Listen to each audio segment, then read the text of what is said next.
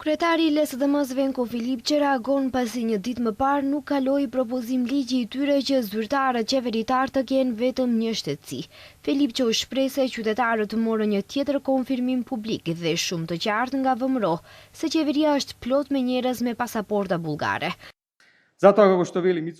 Refuzuan ta pranojnë propozim ligjin e Lidhjes Social-Demokrate, me të cilin kryeministri, zëvendës kryeministrat, ministrat dhe anëtarët e qeverisë nuk do të mund ta kenë dy shtetësi.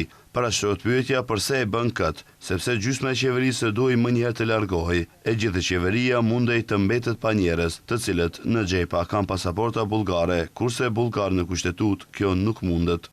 Mëtej ai u shpreh se VMRO me vite ka shpërndar histeri, frikë dhe i ka ngënjyer qytetarët se është rrezikuar identiteti kombëtar, pikërisht nga ato njerëz që, siç thotë, kanë pasaporta bullgare.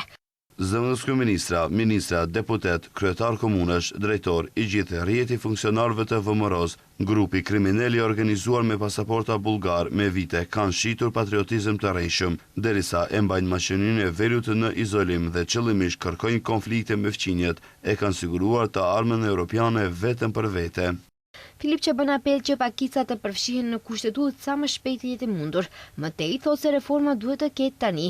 Propozim ligji për ndryshimin dhe plotësimin e ligjit për qeverinë me procedurë të shkurtuar me të cilin parashihej që anëtarët e qeverisë të kenë ekskluzivisht vetëm shtetësitë të Maqedonisë së Veriut. Në seancën e së hënës në Kuvend nuk u mbështet nga deputetët e shumicës parlamentare.